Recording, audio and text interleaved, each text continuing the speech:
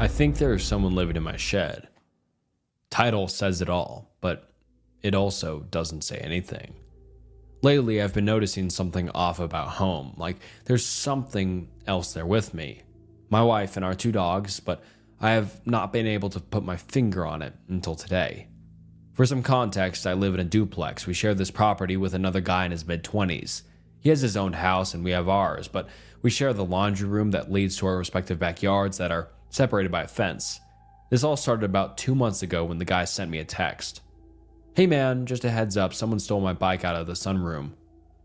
This is extra creepy because to get to our sun/laundry room, you would need to hop the brick fence surrounded by shrubby trees and then hurl the bike over, unless the thief had the most massive pair of balls ever and walked it out through one of our front doors when we weren't home. Either way, I didn't feel right and made more of an effort to keep the door locked.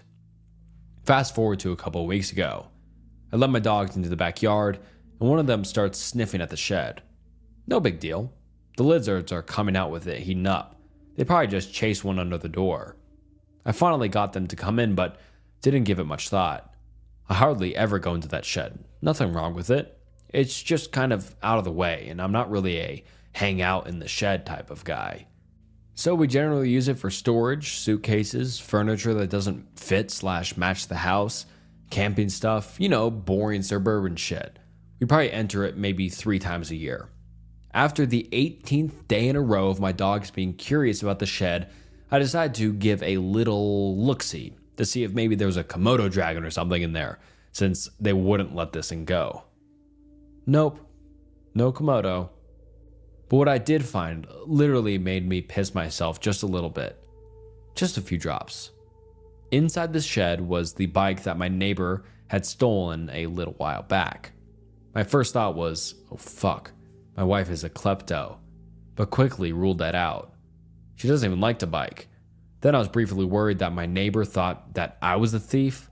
I mean, it's in my shed. I don't know how to explain that if he found out. Plus, I wanted to give him his bike back. I kept looking around and found one of our sleeping bags unraveled but balled up behind a box. Inside of it was what looked like to be around $20 in change and singles. There was also a bag for garbage and had lots of food wrappers inside. Eventually, my brain accepted what it was ultimately denying at first and put 2 and 2 together. Someone, I don't know, is living in my shed. Or at least was. Maybe my dogs spooked them off, or maybe they sleep there every night and leave during the day. If they weren't coming back, why would they leave the change? I left everything how I found it and was thinking about what I should do next. Whoever did it must have gotten in through the spare set of keys I keep hidden in my backyard. I locked up and brought them inside with me tonight. Hopefully whoever it is gets the message and moves on. I'm going to install cameras tomorrow. I'll keep you guys updated if anything more happens. Please hope for the best and that this person isn't a lunatic. Possible murderer/serial killer encounter in Maine. Not really sure how to begin this, and my title may make more sense after reading my experience. I'll try to be as brief/concise as possible. Summer of 2004. My family was supposed to vacation in Kennebunkport, Maine.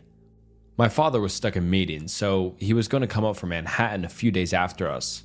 My mom wanted to drive up, super annoying to me at the time, and we didn't have a choice, and my brother, sister, and I loaded into the car and started the drive.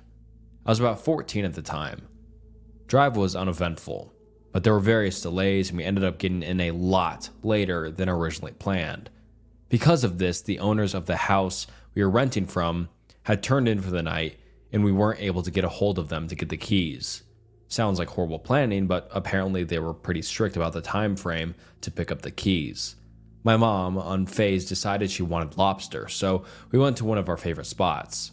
She called my dad to see if he could make us reservations at a hotel in Kennebunkport from New York City while we ate.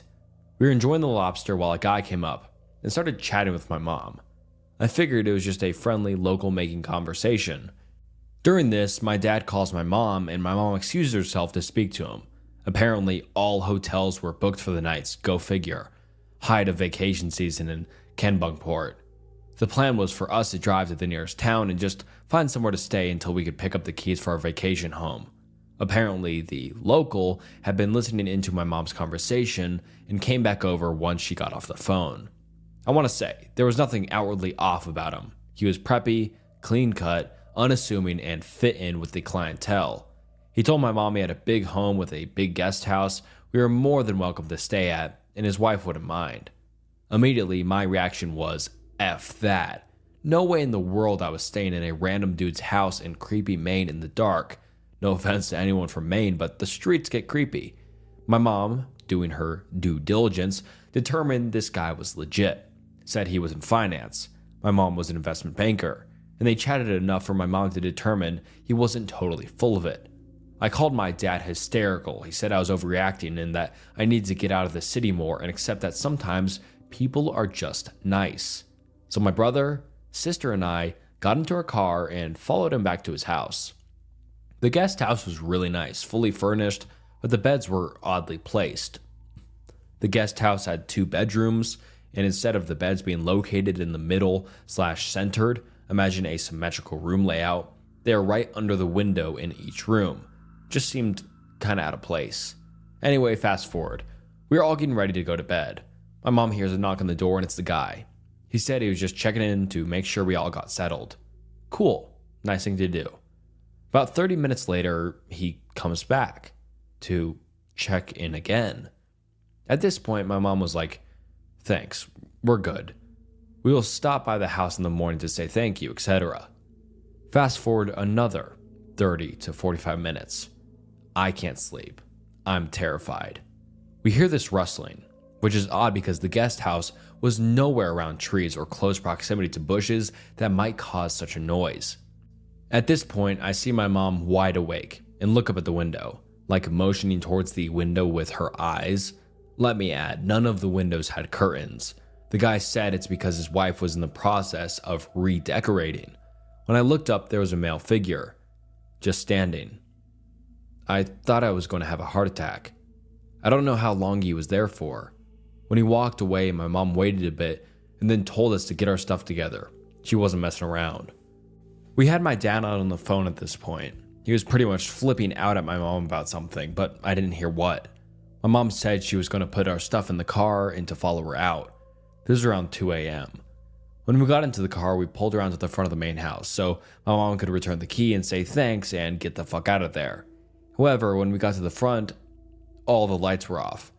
Not just all lights, but it looked like no one had been home. Porch light, table lamp in front windows, everything black. Also, the 2 cars were gone, the local's car, and what we presumed to be his wife's car. After seeing this, my mom, at this point pretty unsettled, said we were leaving and we proceeded to drive to the gate.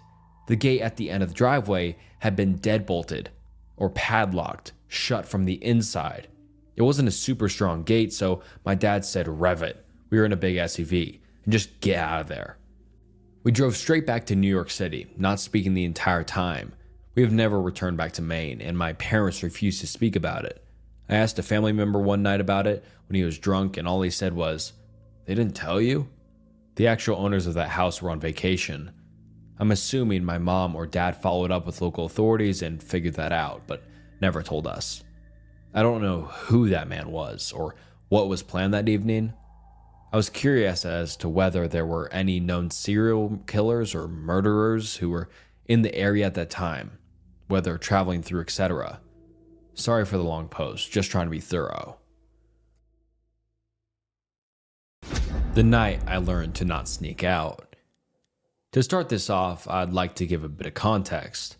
This happened 4 years ago. I'm a girl, and at the time this happened, I was 12 going on 13 in just a month or two. The friend I mentioned in the story was 14 at the time. The friend, Sally, who I was staying with that night, 14, female, was quite a bit older than me. At least at the time, the 2-year age gap was quite big. At 12 to 13 years old, I was about to start my second year of middle school, whereas Sally should have been about to begin her sophomore year of high school. I met her in the beginning of my first year at a new school. She was older than the other kids in our grade and was considered one of the popular kids. I think that was what drew me to her first. We became fast friends, and before we knew it, we were spending every single weekend together. Seriously, every single weekend. Nothing seemed to be out of the ordinary. It was your typical Friday night. We carpooled to her family's apartment after school. I've always been a picky eater, so when her family had dinner, I didn't eat with them. I just snacked on the Pop-Tart that I'd stowed away in my backpack in case they ordered something that I wouldn't eat. Something to note is that her family was pretty religious. I wouldn't go as far to say they were fanatics, but they didn't allow their kids to watch horror movies or anything that was rated PG-13 or older. It didn't stem from the desire to protect them from something inappropriate. Sally's mother had an irrational fear that scary movies had satanic messages. We asked to watch The Purge, and her mom obviously said no. After some negotiating, she agreed to let us watch Hunger Games instead. After the movie, Sally and I went to hang out in her room. She put on some music, and being the age we were, we gave each other some makeovers. By the end of it, we were looking much older than just 12 and 14. This part of the night is where things started to seem off to me.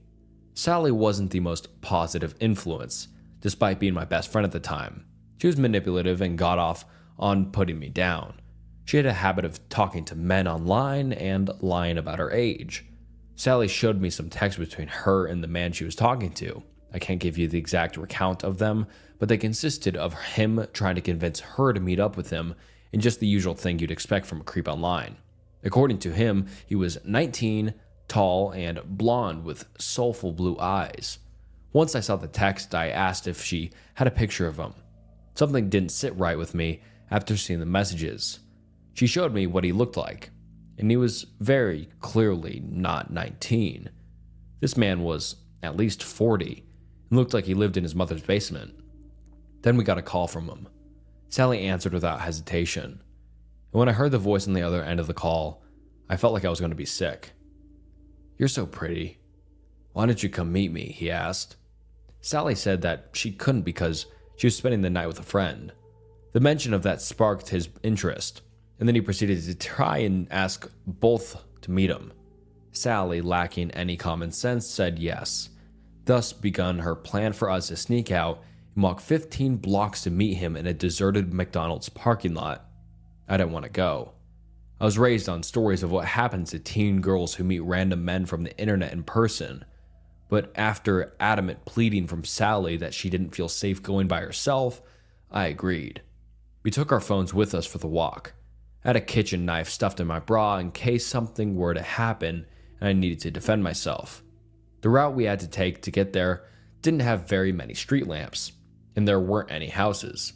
We were surrounded by trees on both sides of us. When we got to the parking lot, the only car parked nearby was a black beat-up 2000 Toyota Corolla.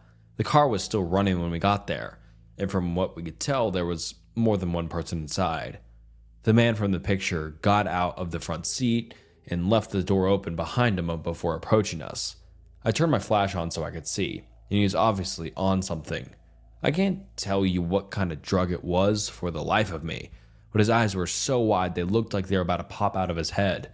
He was jittery and kept twitching. I became very conscious of how big he was, maybe 6'2" and around 280 pounds. For reference, my friend and I did not look our ages, even without makeup. I'm about 5'2", my friend was pretty tall, probably around 5'6" to 5'7". We were both significantly smaller than him. The man reached out for us and caught my friend by the arm. I went to get my knife as quickly as I could, and that's when I saw his friends getting out of the car. He invited us back to his car and offered us booze and drugs, but after seeing my knife and that I was ready to call the police, he released my friend. I took Sally's arm and ran faster than I ever had in my entire life. We took the long way home to avoid them finding out where she lived in case they were following us. Once we got there, her family was still sound asleep. We locked all the doors, closed the blinds, and blocked them on everything. There wouldn't be any sleeping that night. We were constantly peeking out the windows, and to our dismay, the same Toyota was circling around our apartment building. Not once, not twice, but 3 times. I never mentioned any of this to my parents out of fear of getting grounded or in trouble. I'm 16 now, and they still have no clue. I still get nervous when I see a car similar to the one from that night. As for Sally, her parents never found out either. We agreed to never speak about it again. Thankfully, she moved into a new house just a few weeks after that happened. Safe to say, Sally and I haven't spoken 3 years. She was pissed at me for ruining her night, and our friendship didn't last long after that. We had a pretty bad falling out, but looking back on it now, it was definitely for the better. So, to Sally, thank you for teaching me a very valuable lesson and making me realize that some people are best just left alone. And to the man and his friends who tried to prey upon 2 young girls, let's not ever fucking meet again. People can be absolutely creepy. Hi, I'm a 24-year-old lad living in the UK. I work as a pharmacist at a hospital and I usually do night shifts. My workplace is just a few lots away from home, so I just walk every night. A few months ago, while I was on my way to work at around midnight, a car stopped in front of me and rolled down his window. The guy inside was wearing a scrub suit, so I'm assuming he's a nurse. Have dark hair, chubby, and is probably around my age. Hey, where are you heading? Let me drive you to work. I politely declined. The guy looked harmless, and I guess being polite wouldn't hurt. He looked pretty normal, but there's something in his eyes that unsettles me. He didn't go away after that, and kept insisting to drive me to work. That's when I snapped and told him that I was waiting for my boyfriend, which isn't true because my boyfriend is in the US, miles away from me. He seemed to believe in it and just drove away. Days have passed when I got a chat request. I tried to check the profile and saw that it was the creepy lad offering to ride me to work. How he got my name? I have no idea. I didn't pay his chat any attention and just went on with my pretty busy life. 2 days after that, I got another message from him saying, "You were smiling earlier. You look cute." After reading that message, it felt like I had been splashed with an ice-cold bucket of water. Was he at the hospital? I didn't want to know. I told him to stay away from me and F off. Days have passed and I've almost forgotten about this guy when I saw him, standing on the hallway looking at me while I was exiting the room doing rounds. He tried to approach, but I beelined my way to the other hallway and went back to the pharmacy. That's when I started freaking out and told my boyfriend. He advised me to just drive to work instead of walking, and I did right after that night. I also blocked him to avoid any unwanted future creepy messages. So far, I haven't seen him in months, and I want to keep it that way. So, to the creepy lad who kept on insisting in driving me to work and stalked me at work, let's not meet again. Small town mentality. Lock your doors. I grew up in a small town, the type where people don't really lock their doors. At least they didn't used to. When I was about 14, female, I got a call to babysit for one of my regulars who had 3 daughters. It was December, so a lot of Christmas work parties were going on. I arrived and we went over to the usual rules. She mentioned the TV upstairs was out, so once I put the girls to bed, just head down there to watch TV. And so after playing with the girls for a while, I sent them off to their bed and headed downstairs. I spent a few hours channel surfing. It was around 1:30 a.m. I remember grabbing the phone, though I can't remember who I was calling, maybe my mom or my sister, to let them know I would be really late. But I heard the door open upstairs, which sort of surprised me. The mom enjoyed the nights I babysat, as she knew I was a night owl who could be there super late, like 3 in the morning, provided she held the cab for me. It was a small town, but I live on the other side of it. As I headed upstairs, I heard someone stumble, so I picked up my pace to make sure she was okay, only to find 3 people I had never seen before. There was a clearly drunk woman lying in the doorway and 2 guys. The guys looked as surprised to see me as I was them. I asked why they were there. The girl had slurred out that they were there for a party. I was confused and asked if they knew Helen, the mother. One of the guys looked me up and down and I began getting even more uncomfortable at the whole situation. He asked if I was here alone. I remember not wanting to answer because all I could think of was the fact that there were 3 little girls sleeping in the house. I decided instead of answering him, I would simply state there was no party here and that they needed to leave. The girl was adamant that she was here for the party. The guy who had asked me the question took a step forward. I demanded this time they leave, and we all heard the sound of a phone button being pushed.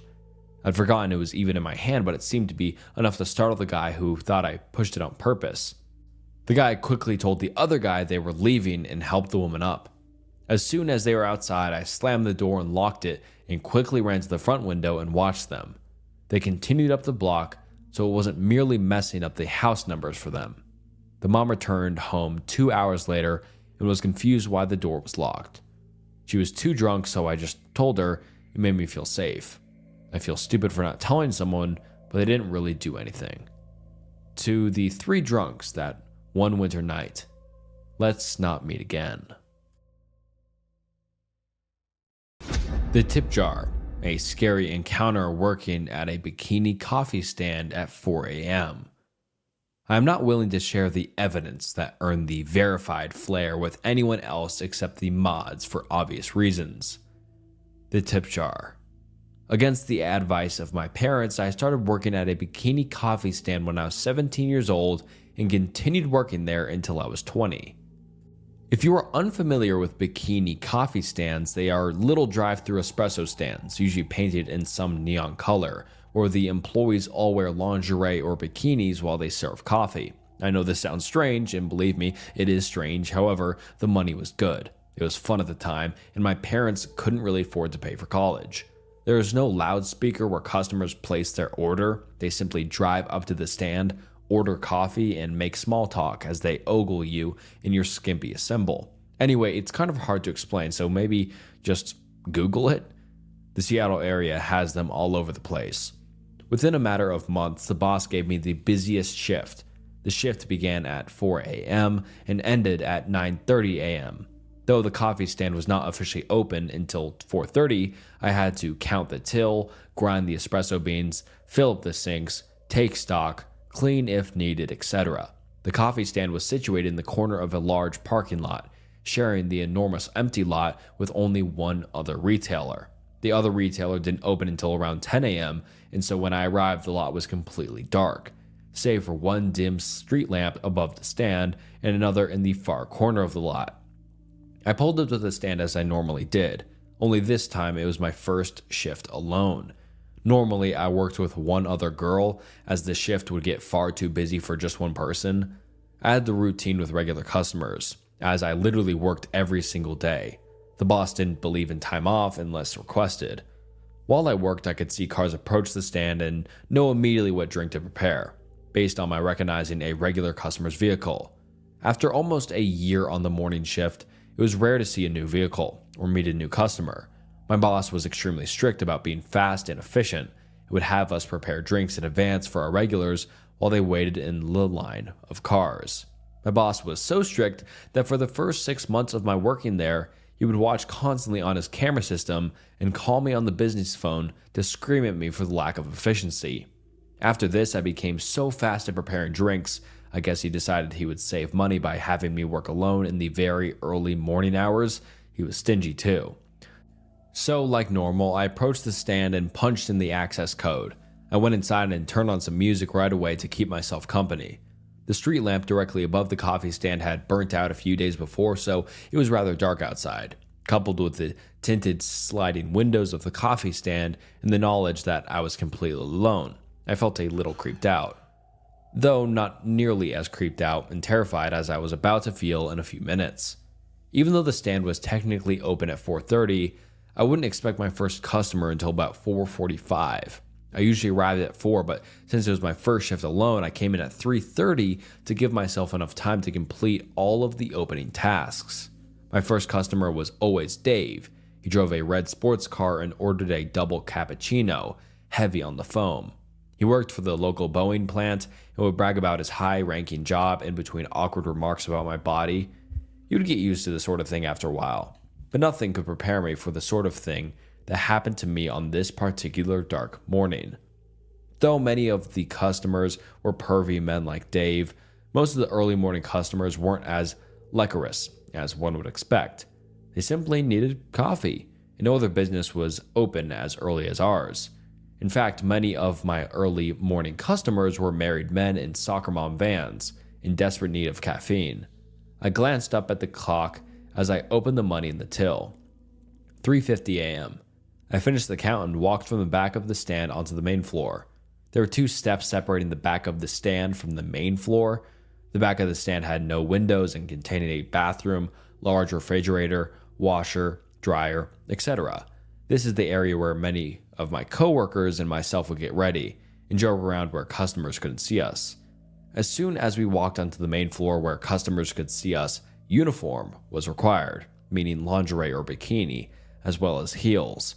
That morning I was wearing a matching pink lingerie set with knit stockings. The lingerie fully covered my breasts and buttocks and provided more coverage than a typical bikini you would see at a beach. I counted all of the syrup bottles. I opened the fridge and took stock inside. I turned on the espresso grinder and robotically poured in a bag of espresso beans. I started filling up the large commercial sink with soapy water. Music played softly on the stereo. Then I heard it. Over the noise of faucet, coffee grinder, and the music, I wasn't sure I heard anything at first, so I just ignored it. Then I heard it again. Tap, tap, tap. Someone was tapping on the sliding glass window of the stand. I wiped off my wet hands and grabbed my cell phone. 4:15 a.m. We weren't open for another 15 minutes. I checked the light switches to make sure I didn't accidentally flip on the open sign. Along with an open sign, the stand was equipped with bright floodlights to illuminate the presence of the stand due to the sheer darkness that morning. I'd contemplated turning on the floodlights when I first arrived, but it was strictly forbidden to do so until the stand was open. Without the floodlights on, and through the tinted glass, I could not see who was on the other side. I stood there, staring at the window. Maybe it's just Dave, I rationalized to myself. Tap, tap, tap. I could hear my heart thumping in my ears. The tapping had definitely grew louder. I picked up the business phone and punched in my boss's number.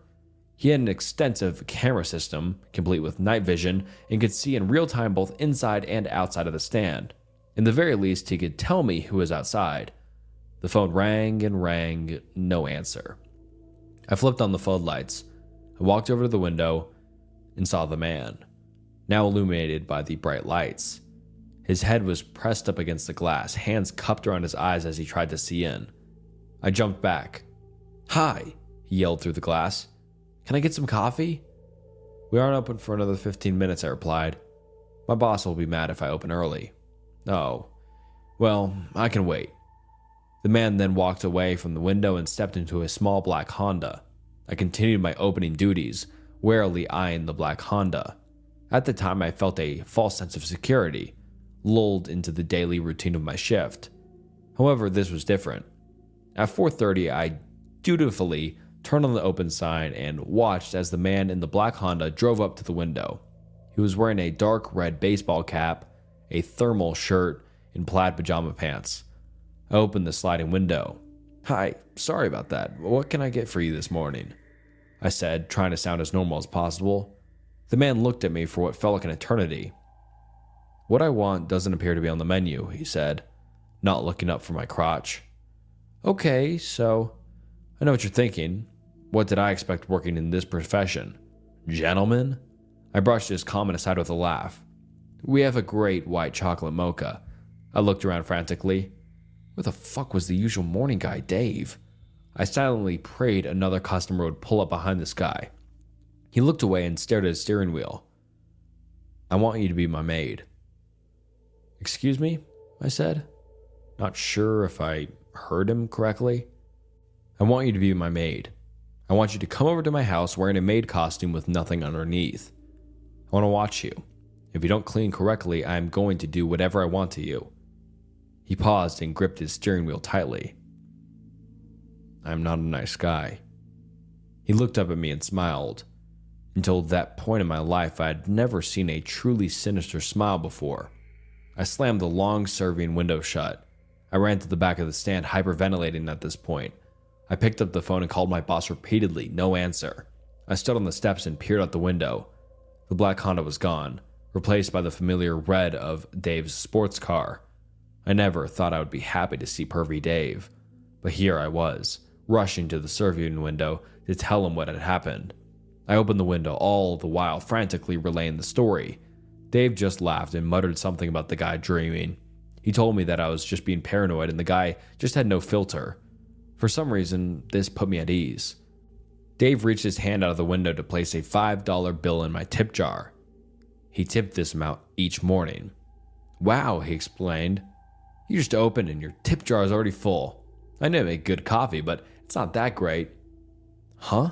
I said, slamming the register shut. The tip jar rested on the outside window ledge so customers couldn't reach it. I made it a habit of just leaving it outside in between customers, as it could get very busy. I leaned over and looked into the metal canister. Inside the tip jar was a long white envelope that appeared to be stuffed to its capacity. My stomach turned, as I knew it had to be from the guy in the black Honda. Dave, I said cautiously. It's from that guy I just told you about. I'm not opening that. Dave sipped his cappuccino and suddenly his goofy demeanor turned serious. You're right, let me open it. I have gloves. It was late fall and rather cold out. Dave put on his gloves in a dramatic manner, laughing about my paranoia, and proceeded to step outside of his car. He took the envelope out of my tip jar and opened it. Holy shit, he said, his eyes widening. He held up a stack of $20 bills held together by a rubber band. On the back of the stack was a folded up piece of paper.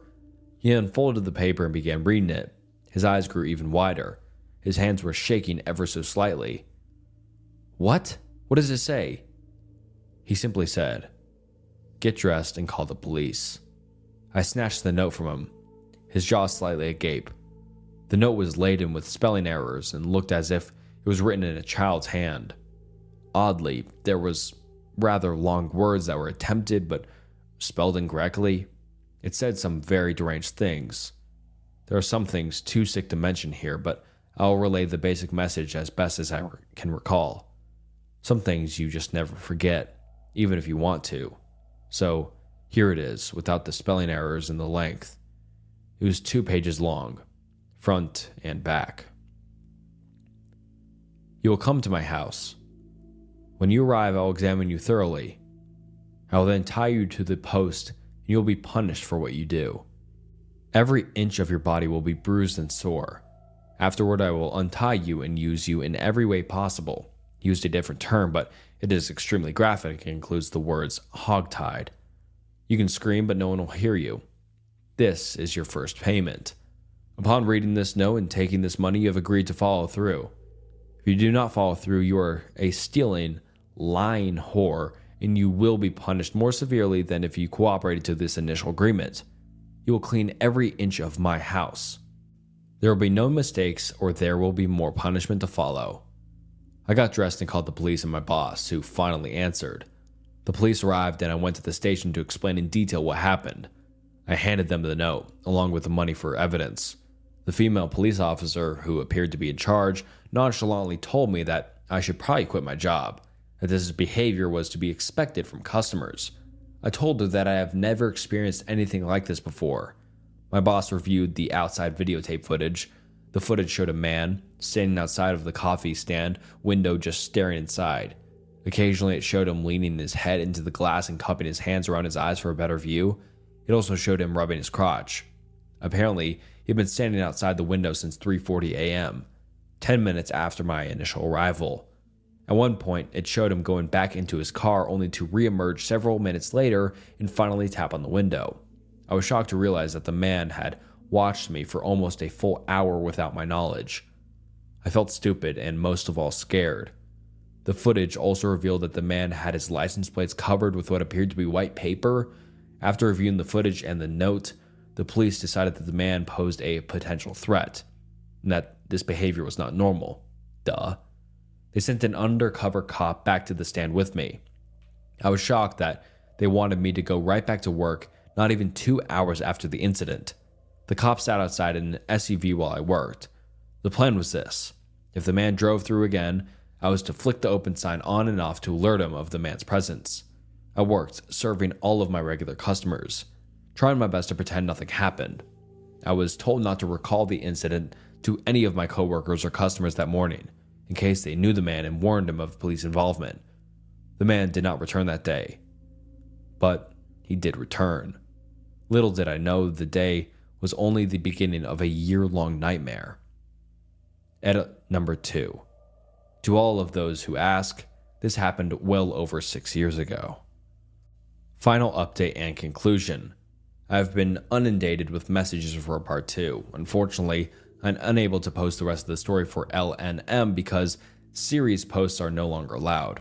I posted part 2 on No Sleep, but unfortunately the guidelines do not allow users to continue stories from L and M over on No Sleep. I'm sure you can find part 2 in a paste bin somewhere, but I will keep it simple and relay a short version of the conclusion. I fully intended to complete this series. Unfortunately, I no longer wish to invest the time nor the energy to keep posting the rest of the story, only to have it removed by moderators. Which I understand, rules are rules. So I will end this with letting you all know that I am fine now. I'll give you a quick synopsis of how things turned out. The stalking continued for a while, about a year. The stalker left endless creepy gifts for me both at work and at my place of residence, all of which he signed off on as Turner. It got to a point where I couldn't prove it was him because it would often be sent by a courier or a third party. He continued to come by the stand, and at one point, he even promised to leave me alone. My coworker was there. We actually managed to have a very brief discussion in which he apologized and agreed that his behavior was inappropriate. However, he resumed his creepy behavior just days later. The police were of no help and kept insisting me that it would all go away if I just quit my job. I had his license plate, which was out of state, and vehicle description, but apparently the car wasn't even registered. I did not even know this was a possibility. Despite taking a leave of absence, the stalking continued. I didn't want to quit my job, as this was shortly after the recession. My mom, the sole provider of a family of 5, had lost her job, so I wanted to chip in and help her so they wouldn't lose the house. Other bikini stands in the area were not hiring due to the being embroiled in prostitution scandals, all of which were heavily covered by the national media. You have no idea how hard it was, and maybe still is, to get a normal job after having worked as a bikini barista. Employers don't like it on your job history too much. The few of the scariest incidences were being assaulted at an ice freezer outside of the coffee stand. Thankfully, he didn't harm me physically, just grabbed me and touched me inappropriately.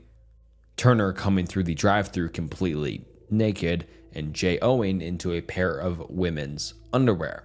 I'm not sure if I'm allowed to say all of this on LM, and a quick snook note, I'm not sure if I'm allowed to say this on YouTube, so I kind of tried to, censor it a bit. But anyways, back to the story. I have previously omitted this from my story due to the explicit SA nature. If this is in violation of the guidelines, please let me know before removing my post. I will remove it. Another incident occurred when my friend gave me a joint a customer had left for me on her shift. Crazy as it may sound, my regulars fairly often would leave joints in my tip jar instead of money. I like to smoke a lot at the time. I asked my coworker for the customer's name, but she didn't get a chance to ask for it. I was told by my friend / coworker that he had long hair and looked like a hippie. This fits the description of a customer who'd regularly leave joints in my tip jar. I smoked the joint before I went to sleep one night, only to have a massive freakout, full of hallucinations, hysteria, etc. I literally thought I saw ghosts, demons, and fire. I ended up in the hospital. I found out in the hospital that, in addition to having marijuana in my system, I also had a bunch of PCP in my system as well. Later on, Turner would take credit for this joint by sending a text to my phone, letting me know that if I wanted him to smoke me out, that we could get together sometime. I guess he thought this weed was enjoyable. Ha. Of course I gave his number to the police. I feel like I gave them enough information to get this guy, but I was just never taken seriously, or they had bigger fish to fry. They did find, however, that the phone he used was a burner. Again, I did not plan on and did not previously include this in my story. Just typing this out is giving me horrible flashbacks to that time on PCP. I do my best to never think about this or bring it up. In this period of time, it was evident that one of my coworkers was sharing my personal information with Turner in exchange for money, or maybe just because she didn't like me. This coworker was later arrested on prostitution charges. I ended up relocating and changing my last name, which is surprisingly easy to do. I did this primarily to get away from Turner, but also so I could get a fresh start with a new employment history and get away from the negative energy that had circled my life. I had taken nude photos of myself for my boyfriend at the time, and after we broke up, he leaked them to everyone on my contact list, including my coworkers, of course. This meant Turner most likely got a hold of the photos as well. It may seem strange to you, but after a while, the stalking becomes part of your life. It's kind of like living around a bunch of rattlesnakes. You may feel constantly on guard and on edge, but eventually you work your daily routine around trying your best to avoid the snakes so you don't get bitten. When it happens, you do your best to move on. I have recently found out, within the last few months, that a man fitting my stalker's description was incarcerated some time ago for doing something even more frightening to another barista in the PNW. There were also similar incidences in reports of a man driving through bikini stands naked or with women's underwear. I suspect that this man was most likely Turner.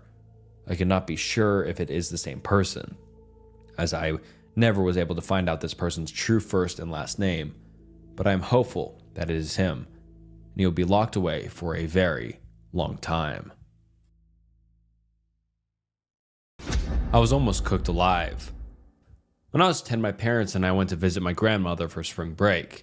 My cousin also came to visit, and we decided we wanted to go to the YMCA for the day. My grandmother dropped us off and said she would come and pick us up in 4 hours. On that day, the YMCA was empty. There were a couple of adults in the exercise room, but that's it. We went to the basketball court, and after 2 hours of playing tag and shooting baskets, we were bored. I've never been the biggest fan of swimming, but this YMCA had a pretty cool pool, so we changed into our bathing suits and headed in there. The pool was empty except for the lifeguard. We played a bunch of games and swam laps, but after about an hour, there wasn't much left to do, and there was no one except us to hang out with to keep things interesting. So we decided to play a game of seeing how long we could hold our breath underwater. We stood in the shallow end near the clock on the wall so we could time ourselves. Instead of fully submerging, we just stuck our heads face down in the water. We did this a couple of times and I was winning. On our last round, I felt a tap on my shoulder. I figured it was my cousin giving up and telling me that I won, but instead it was a lifeguard who told me to knock it off or she was going to have to ask us to leave the pool. Since we were tired of being in the pool, we figured we'd get out, get dressed, and go back to the basketball court until my grandmother picked us up. We only had an hour left anyways and the water was freezing. As we got out, the lifeguard stopped us and asked if we wanted to go into the sauna to warm up and dry off. The sign said 18 years or older, so of course we were super excited that she allowed us to do that. She walked us to the sauna and locked the door. The door was glass and the interior was made of entirely out of wood. Inside, above the door, there was a clock, probably to help make sure you were not in there for an unsafe amount of time. The lifeguard stand was adjacent to the sauna, but if you looked out the door, you could clearly see it. She followed us in and went over to the thermometer encased in plastic and unlocked it so she could crank up the heat. I figured that she must have to turn it on each time, so I didn't think anything of it. Both my cousin and I were very short girls, and so we couldn't see the temperature that was printed on the thermometer knob, but I know she was turning up the heat. Then she left and shut the door behind her. I thought I saw her lock the door too, but I thought to myself, why would she lock the door when we might want to get out? I checked the clock and decided we should get out in 10 or 15 minutes. It was already pretty warm in the sauna, but now the room was blazing. It felt nice because I was so cold from the pool. After about 15 minutes, it was starting to get a little bit too hot, and my cousin agreed that we should leave so we can get dressed. I went to turn the knob on the door, but it wasn't budging. I thought maybe it was jammed, so I shook it, but it still wasn't opening, and then I let my cousin try. She couldn't get it open either. We figured the lifeguard would be back in a couple of minutes, so we sat back down and waited. The room was getting hotter now too, and I really wanted to leave. I got up and started banging on the door and shaking/twisting the knob trying to get the lifeguard's attention. My cousin got up and joined me. We started screaming at the top of our lungs for her to let us out, but she just stared straight ahead. I don't think there's any way that she couldn't have noticed or heard two little girls banging and kicking the door and screaming. Now we had been in there for about 25 minutes. It was so hot in the sauna that it hurt to breathe. It felt like my lungs were on fire. My eyes and skin were burning. We sat back down and put our towels over our heads because they were still a little damp and it made it easier to breathe. I was so worried about my cousin as she is a couple of years younger than me. I looked at the clock and saw that we'd been in there for 35 minutes. I got up and walked to the door again and saw the lifeguard still just staring straight ahead. Again, I tried to get her attention by screaming that we needed it out and banging on the door as hard as I could, but still nothing. I was starting to get pretty dizzy, so I went to go sit back down, but the wooden seats on the sauna were burned my skin. My towel was completely dry, so I put it underneath me to sit on. My hair was also dry, but I wrapped it across my face to cover my nose, and I squinted my eyes so that they didn't burn as bad, but I could still watch if anyone walked past the door. It helped a little bit. My cousin was laying face down with the towel over her head, not moving or saying anything, so I nudged her to make sure that she was still okay. She was, but I could tell that we really needed to get out of there soon because she seemed a little bit disoriented. It had been 45 minutes now, and I was extremely nauseous. There was no way that the lifeguard would forget that we were in there, and I thought she would have to come back soon, but there was this little voice in my head telling me that maybe she purposely locked us in there. Finally, a man walked past the door towards the pool, but for some reason, I just couldn't get up. My whole body was on fire and I felt so dizzy. Luckily, this man wasn't going to the pool. He wanted to be let into the sauna and came back with a lifeguard. I saw them walking this way and immediately jumped up to grab my cousin. I knew now that for sure she had locked us in there because she pulled out her keys to unlock the door and let the man in. I didn't want to take any chances of us being trapped in there any longer, so as the man was trying to walk in, I was trying to shove our way out. As we were going out, the lifeguard started trying to shut the door and push us back in. The man was clearly confused about what was going on and said, I think they want out. The lifeguard let out a sigh and opened the door fully as we ran as fast as we could into the changing room. We only had about 10 minutes before a grandmother was supposed to pick us up. We were both so shaken by what just happened that we didn't say anything to each other as we got dressed on the car ride home. When we got back to the house, my parents were making us dinner. I told them the story of what just happened. They thought that I must have been exaggerating, and they didn't believe me. I truly think that woman was going to let us cook alive in there. The only bit of doubt that I have is what would have happened if we actually died. She obviously would have gotten the blame. What was her endgame? I'm 21 now, and I think about this interaction all the time, and when I'm in small spaces or I get too warm, I still have panic attacks. No one believes this story, and I get it. It's pretty absurd. I'm not sure if I'm allowed to ask for opinions, but do you think that this could have been some crazy misunderstanding, or do you think that she really just left us in there to die? And why? So, to the lifeguard at the YMCA, please, let's not meet again. I dodged being murdered by my psychotic roommate just by a hair with real news articles. I'm a 36-year-old female in Sweden. I have worked in mental health care for the last 18 years, mainly with people with psychotic illnesses like schizophrenia. I was working at a group home for 9 years, and we're very close with my coworkers there, especially 2 females. The last few years I worked there, another female started working there. Let's call her M, and the 4 of us grew very close. She was very timid, shy, friendly, and we got along well. She was, however, often on long-term sick leave because of her own mental health issues, so we didn't meet much at work.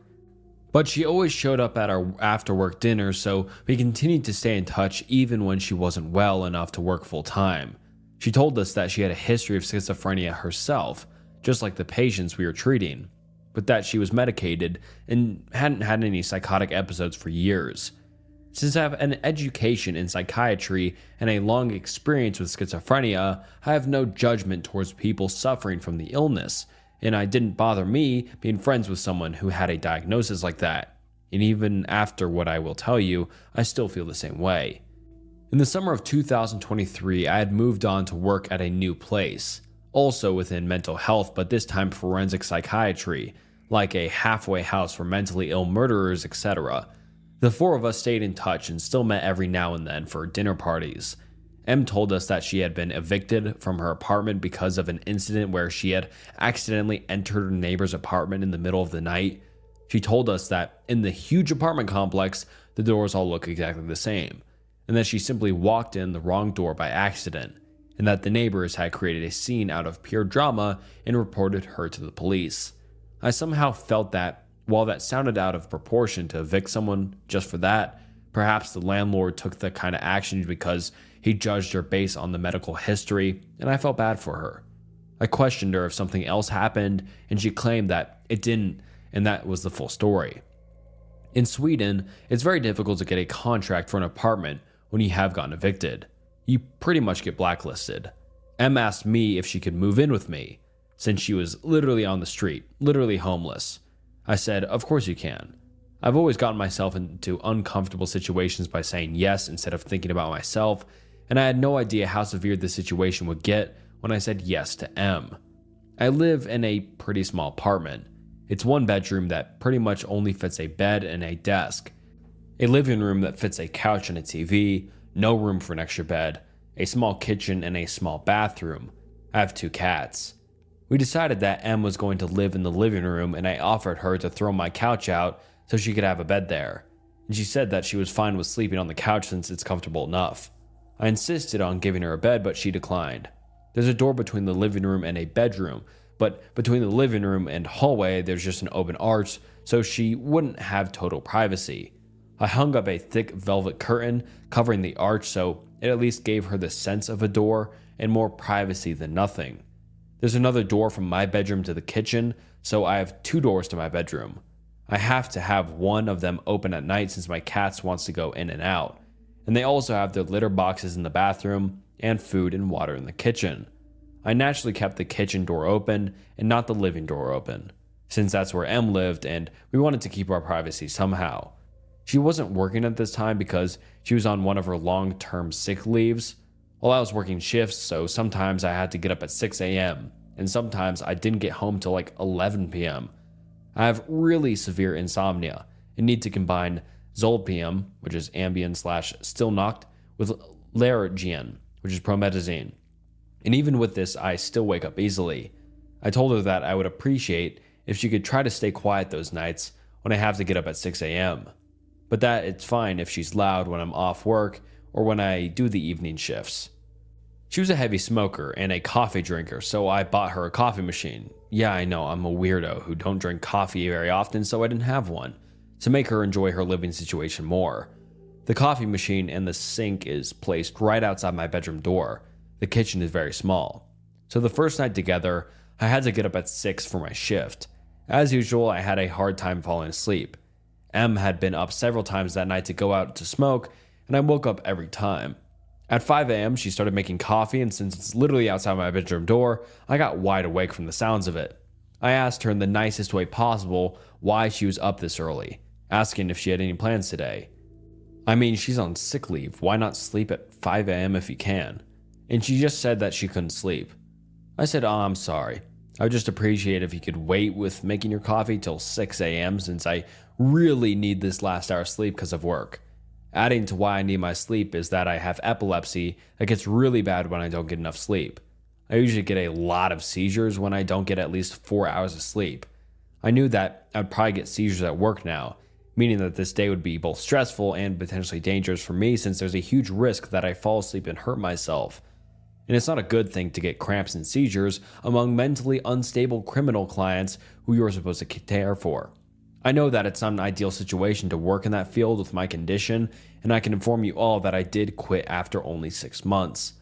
She said that she really wanted coffee with her cigarettes, but that she would want to try the wait next time I have to work. I accepted it and went on with my day, but things didn't get better. She continued to wake me up early in the morning and through the nights, and continued to promise to stop, but insisted that she really wanted coffee with her cigarettes. I suggested making the coffee the night before, or drinking iced coffee or Coke instead, but she didn't want it. I may add that she demanded for me to be silent at 10 p.m. because that's when she wanted to sleep, and I respected that. She used to get these moments of binge eating where she would empty my fridge and pantry from everything I had. I remember this one time when I had bought a big loaf of bread and she texted me 30 minutes after I left the apartment saying, "Hey, I'm sorry I ate your loaf of bread. I'll buy it back once I get the money." Like an entire loaf of bread in 30 minutes. I told her when she moved in to feel at home and what's mine is yours, so I couldn't really get mad, but it started to annoy me for 2 reasons. It was getting kind of expensive since it was such huge amounts, and it was always in inconvenient times of the day, like after an evening shift when the store was closed, and I came home hungry, and she had emptied the kitchen from everything I'd bought the same day. M had long, black hair that was everywhere, all over the sink, the floor, the bathtub. I'm no clean freak, but I think anyone could understand that this isn't the nicest thing to step in or see everywhere in your house. She also left her fingernails and toenails on the bathroom floor, There was also pee drops on the toilet seat every time she had been to the toilet. I saw a silverfish on my bathroom floor. Never ever seen one before. And they eat hair and skin and nails, so I figured this fella probably enjoyed life because of the new dirty condition my bathroom was in. At first, I didn't want to say it straight out because I thought it would hurt her, and I didn't want to make her uncomfortable, so I just put a broom and shovel in the bathroom to imply that we needed to sweep the floor more often. This didn't seem to work, so after a while I told her in the nicest way possible with a smile on my face, "Do you think we could try to clean the floor in the bathroom more often? We tend to lose some hair when we brush it off, and I'm afraid we might get pests. I saw a silverfish the other day. I don't want it to get worse." I always make sure to say we instead of you so she wouldn't feel attacked. She promised to think about it but never changed. I started dating a guy and was head over heels for him. He was also in a roommate situation, so we had a tough time getting any alone time. I asked Em if there's any chance that we could get one night to ourselves every now and then in the apartment, and that she, of course, would get the apartment to herself as well. She didn't like the idea and claimed that she had nowhere to go. No friends or family. Now, I wasn't asking her to leave the apartment for 24 hours, just a few hours, so we could get just some quality time together. She could just go to the library or take a walk or whatever. I was at work for 8 to 10 hours, 5 days a week, so she got a lot herself. One of my old coworkers realized that this was really tearing at my mood to never get any time for myself, and I started feeling really suffocated. She offered that Em could stay the night at her place. After all, they were friends too. Em said they didn't want to bother her, but we told her that she didn't. They're friends. She's more than welcome. And I really just want one night to myself and my guy. I didn't understand why she made such a big deal over leaving me in the apartment for just one night. She eventually accepted and spent the night there. I spent the night away the next week so she could get more alone time too. When I came home the next morning from my night away, I saw that my cat's water bowl was completely dried out. There was no spill on the floor, and it looked like it had been wiped out with a towel or paper. I had filled it to the brim just the night before. I asked her how this was possible, and she said that the cats must have tipped it out, but there was nothing on the floor, like I said. My cats are overly social and usually cuddle up with strangers after just a few minutes. I noticed that the cats withdrew from her more and more over time. In the last couple of weeks, they never left my bedroom except from when they ate or used the litter box. It seemed like they were scared of her, which I couldn't figure out since she was so timid. I had this old saucepan from the 60s that meant a lot to me. You probably wonder how a saucepan can mean a lot to someone, but it was my grandmother's, and it's the only thing I have that belongs to her. My mother used to cook for me with it when I was little, so it has a great nostalgic value to me. She burnt it one day and made no attempt to clean it. She just left it on the stove and went out to smoke. I found it ruined and cried. She didn't even say I'm sorry. She also broke dishes several times and didn't bother to replace them or apologize. This added to my frustration with her naturally. It had been probably gone 2 months now, and she kept waking me up at night, kept binge eating my food, never cleaned, never left the house, scared my cats, and ruined my things. I realized she stole my prescripted sleeping pills, lots of them as well, and I only get one per night. Not more or less, and as you already know, I really need them. I had 20 of them in my nightstand when I left for work, and when I came home, they were gone. She denied, which is pretty hilarious since no one else could have been there. My frustration was getting heavy. The summer heat was strong, and I felt locked up in my tiny bedroom with my 2 cats, never getting any time to myself, never any alone time with the guy I was dating, except for once every 14th day. My apartment was messy, and she was stealing from me, etc. Out of nowhere, my old elementary school classmate texted me on Facebook asking me how I know Em. He had seen that I had posted on Facebook that we were roommates now. I told him that we were old coworkers and that she needed a place to stay because she got evicted. He said, "I know. Do you know why she was evicted?" "Yeah, she accidentally went into her neighbor's apartment." He said, "That's not the full story. She broke in and snuck up to their sleeping baby with a knife in her hand. But luckily, the father woke up and wrestled her down and managed to save the baby." I felt sick to my stomach. Could this be true? It would certainly explain why she was evicted, but It just sounded so horrible, and she is such a timid, nice girl. I had so many questions, but my friend had the full police report. Apparently, the couple that M had broken into was his ex-girlfriend and her family. It seemed that M had a psychosis during the break-in, but those parts weren't public. It was, however, clear to me that she'd been lying to me about what had happened, and about how long she had been mentally stable. I started getting quite paranoid now, and I was already frustrated with everything, and really wanted her to move out. We did, however, have a contract that she had 30 days notice. I knew that if I asked her in a harsh way, it would mean 30 days of chaos until she moves out, so I wanted to handle this as nicely as I could. I started looking for cheap hostels for her that I could suggest to her so she wouldn't be on the streets. I sat down with her and told her that I loved living with her and I feel really horrible for this, but I just miss my alone time, that the apartment is too small for 2 people.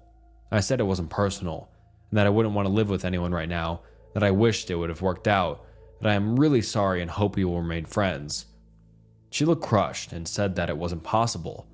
I showed her the hostel I found and said that I understood that it wasn't the ultimate situation, but I really needed her to move out because I felt suffocated, and also the summer heat was making it, though, to always have the door to the bedroom closed, and that it was tough for me to not get my sleep, etc. She was okay. She was going to try to move out, but not until 30 days had passed, and I said of course. The first night after our talk, she got up and made her coffee at 2:30 a.m. I nearly had a mental breakdown. I was going to get up at 6 and couldn't go back to sleep. I asked her in the morning for probably the 10th time to not make coffee till I get up, but she didn't even answer me. She just sat in the sofa and stared out the window. I said, "M?" And she just kept staring. I was freaked out but left for work. She kept being weird, kept making a mess, kept waking me up, kept eating my food, and all I could think about was the incident with her and the baby and the knife. I eventually got so pissed off about being woken up by the coffee maker, so I plugged it out and stored it in my attic, which she had no access to. It may be childish, but I was getting so tired at this moment. My sleeping pills were stolen, and I was starting to feel like Edward Norton in the beginning of Fight Club. Well, the next night I woke up at 4 a.m. by her making coffee in a saucepan. Not my grandmother's saucepan, that one was ruined. I tried talking to her again, explaining the situation, but she just stared and didn't reply. Me being frustrated and on the tipping point took the saucepan and stored it in the attic as well. I know, but I was going crazy and just wanted her to stop with these nightly coffee routines and get the hint. The third night, I had the guy I was dating sleeping at our place because I was getting really paranoid now over her weird behavior. Not speaking with me, just staring into space. I woke up from my very light snooze by him poking me. He whispered, "Look," in the doorway. M was just standing silently staring at us. This was like a scene from a horror movie, with her long black hair over her face. I kid you not. I didn't say anything at first because I wanted to know if she just stood there for a second doing something by the door, but I realized after a while that she was actually just standing, like staring at us.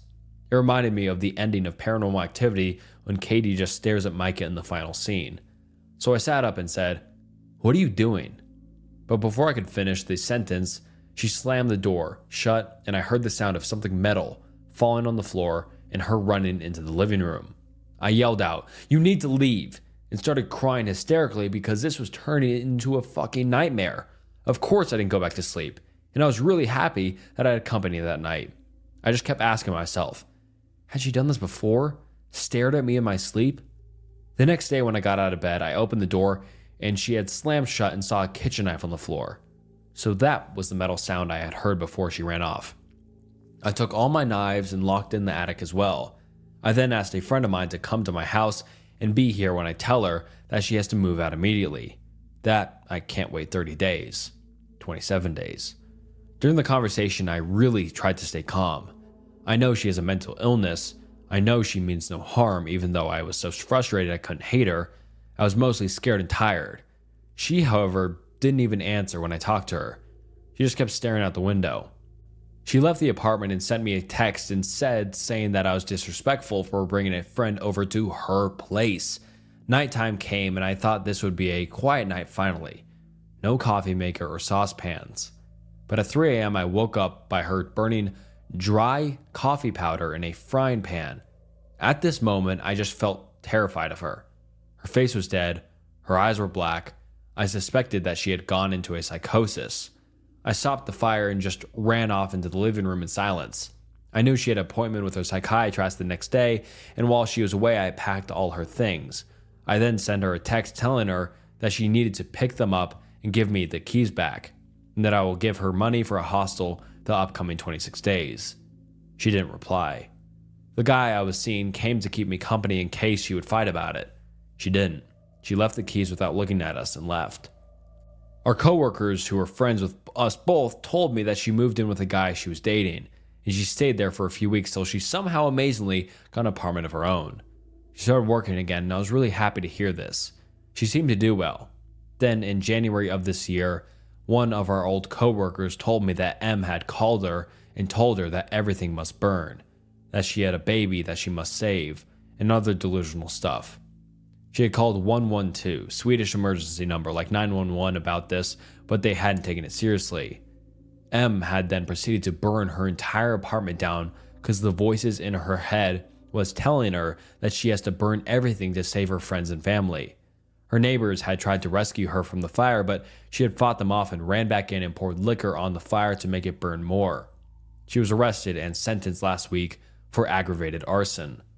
She will serve her time in a mental institution/prison for a long time, possibly forever. What's ironic is that she will probably be in the facility where I used to work, and end up where she used to work herself. My old coworker was a witness at the trial, and apparently she had stopped taking her medication because she thought it made her feel numb, and she thought she was stable enough to function without it. Apparently not. She had also stopped taking her medication the last few weeks when she stayed at my house, so when she stared blankly into space, she was going into psychosis. When she stared at me with the knife in her hand, when she burned the frying pan that last night, it's disturbing to think about what would have happened to me and my cats if she would have stayed, or if I would have been a heavy sleeper. I also think about what would have happened to that baby that she snuck into before she was evicted.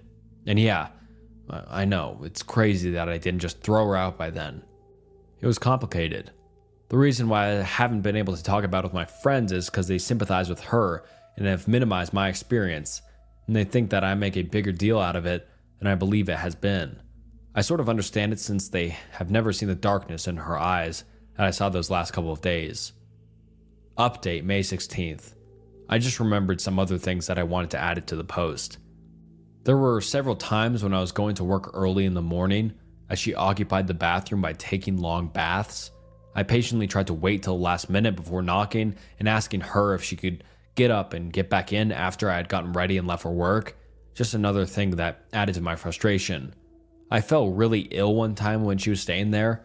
I didn't know at the time what it was, but I woke up early in the morning one day feeling very nauseated. On my way to the bathroom, I literally shit myself and threw up at the same time. It takes like 10 seconds to get to the bathroom, so you can imagine how bad it was when I didn't even make it, LMAO. I had a really high fever and kept throwing up and shitting myself all morning, and anyone who has been this ill would understand that you want the bathroom to yourself. Actually, I think it's pretty understandable that you'd want to be completely alone when you're this ill. My head was spinning and I was nearly hallucinating from the high fevers. One random thing I laugh about today is that it was Eurovision week, and for some reason the flute solo from Moldova's song was stuck on repeat in my head when I was in and out of fever dreams. I have a hard time listening to it today, haha. Anyway, working in healthcare, I also have a natural instinct of not wanting to spread infections, so my first thought was that besides wanting to be alone, I didn't want to risk giving whatever this was to M. So I begged her the moment I noticed I was ill to please leave for her own sake. I could barely speak because it made me throw up that easily.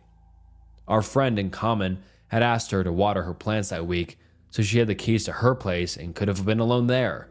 M refused to leave, and I swear, if I had the energy to slip out of the window and fall to my death, I would have, but I couldn't. I was half sitting / half laying on the toilet with a bucket in my lap, my head sort of resting in the bucket of puke because I couldn't hold it up of the high fever, and I just begged through whispers for her to leave so she wouldn't be ill. I told her, "What if you get sick soon too? We can't share the toilet. I'll be here all day. You just go to her place before it's too late, please." Eventually she left, pissed at me, and turned out I had a severe case of food poisoning and I was well again after 2 days, but my God, the fact that she refused to leave is something I felt I had to add to the story because it made me so frustrated too. I also went through our conversations and saw me asking her how long the door had been closed.